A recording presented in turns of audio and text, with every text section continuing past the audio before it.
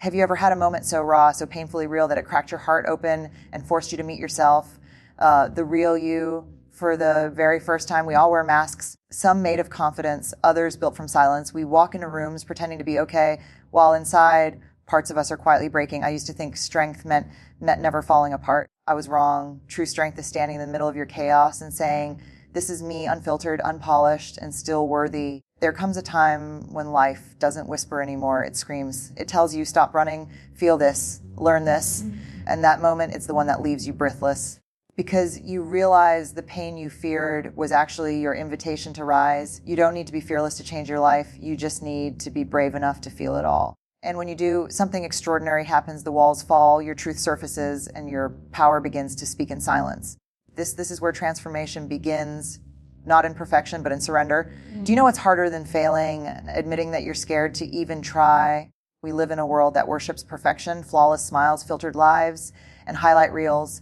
But the truth, the real, untamed, messy truth, is that courage never looks perfect. Courage looks like trembling hands, tear-streaked faces, and whispered prayers in the dark.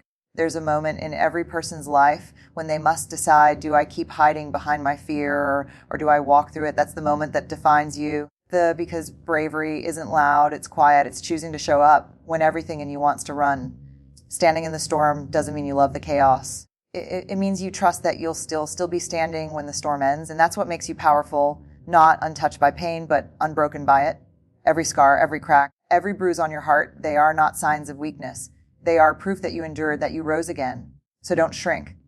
Don't hide. The storm was never sent to destroy you. It was sent to reveal who you truly are, resilient, brave, and more alive than ever before. There's something almost sacred about being seen, truly seen, without the armor, without the performance. But for most of us, that's terrifying, isn't it? Because the moment we take off the mask, we fear rejection. We fear someone might look at us and say, you're not enough. But here's the truth that changed everything for me. Vulnerability isn't weakness. It's the birthplace of courage. It's the moment when your trembling voice says, I'm not okay, and you realize the world doesn't end. In fact, that's when connection begins.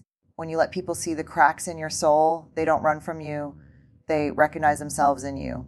That's the magic of being real. You give others permission to drop their masks too. We think strength means building walls, but the strongest people I know build bridges with truth, empathy, and heart. So if you want to live fully, dare to be vulnerable, dare to let someone witness your truth without filters, because in that moment, that sacred, raw moment, you stop performing and start living. And the world, it doesn't see your flaws, it sees your light breaking through. Silence can be heavy, not the peaceful kind that calms your mind, but the kind that chokes your truth. You know that silence, the one where you swallow your pain just to keep the peace, where your voice trembles in your throat but never finds the courage to escape. I know that silence. I lived there once, and let me tell you, it's a slow death of the soul. We silence ourselves because we fear being misunderstood, judged, or dismissed. But the longer you stay quiet, the more your truth begins to suffocate inside you. You start shrinking to fit into places that were never meant for you. You start pretending you're fine until pretending becomes your prison. But here's the thing. The moment you speak, you break the chains. Your voice doesn't have to be loud. It just has to be real. Because when you finally tell your story, not the polished version, but the honest one, you don't just free yourself. You give someone else permission to speak to. Silence may feel safe, but it keeps you small. Your truth, no matter how messy or painful, deserves to be heard because your voice, trembling, breaking, imperfect, has the power to heal more than just you. It heals others too. We spend so much of our lives trying to hide the parts of ourselves that feel broken. We patch the cracks, but cover the scars and pretend we've never fallen apart. But here's the truth. The cracks are where the light gets in. There's a Japanese art form called kintsugi. When a piece of pottery breaks, they don't throw it away. They repair it with gold, making the cracks a part of the design, more beautiful, more valuable, more authentic than before. That's what healing looks like. Not erasing the past, but embracing it. Not pretending you were never broken, but realizing you are beautiful because you were. You see, our pain doesn't make us less. It refines us. It teaches compassion. It builds depth. It makes us human. The world doesn't need more perfect people. It needs people who have fallen, risen, and still dare to love again. So stop apologizing for your scars. They're your gold. Proof that you've lived, that you've endured, that you've turned pain into power. And when you walk into a room carrying your brokenness with grace, something miraculous happens. People don't see your damage. They see your courage glowing through the cracks. Let's be honest. One of the deepest fears we all carry is this: am I enough? Enough to be loved, enough to be chosen. enough to be seen. We chase approval like oxygen, believing that someone else's validation will finally make us whole. We bend, we shrink, we perform, all to fit into a version of ourselves that pleases others. But here's the painful truth: when you live for their approval, you slowly die from your own neglect. The question isn't, am I enough for them? It's, am I being true to me? You are not defined by how many people clap for you. You are defined by how courageously you live your truth when no one's watching, because being enough has never been about perfection. It's about presence. It's about standing tall in your flaws, your story, your truth, and saying, I am still worthy. The moment you stop begging for worthiness is the moment you reclaim your power. No one else gets to decide your value. It was never up for negotiation. You are not broken. You are not too much. You are not too little. You are exactly who you were meant to be, a masterpiece still in progress, breathtakingly imperfect, and completely enough. Letting go, two simple words that carry the weight of 1,000 goodbyes. We hold on to people, memories, and pain because they make us feel safe, even when they hurt us. Because letting go feels like losing control, like stepping into the unknown. But here's what no one tells you: holding on doesn't keep you safe. It keeps you stuck. You can't heal in the same space that broke you. You can't grow while clutching what was never meant to stay.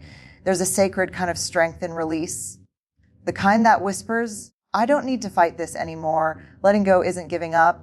It's giving yourself permission to breathe again. Sometimes the hardest part of the journey isn't learning new things. It's unlearning the lies you told yourself just to survive. Lies like, I can't live without them, but you can. And when you do, you realize that your peace is more valuable than their presence and your healing more important than your history. Letting go is not the end of your story. It's the beginning of your freedom. The moment your heart learns to open again, not because it's forgotten the pain, but because it's strong enough to love again. Wiser this time, pain. We spend our lives trying to outrun it, numb it, bury it deep beneath business and smiles.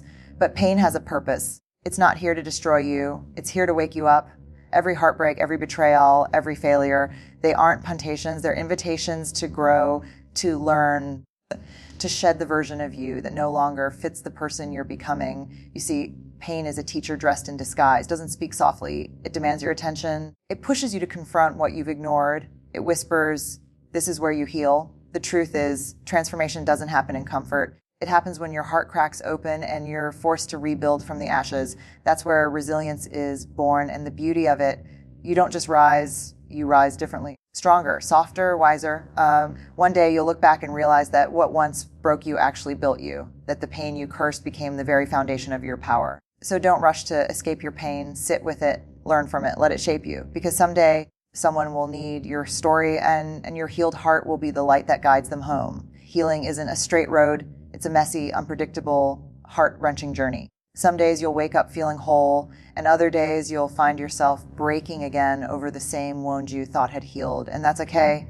Healing is not about forgetting. It's about remembering without collapsing. You don't wake up one day and suddenly stop hurting. You wake up and choose again and again to rise above it. You choose peace over bitterness. You choose grace over shame. You choose to believe that your story doesn't end in pain. There's no timeline for healing.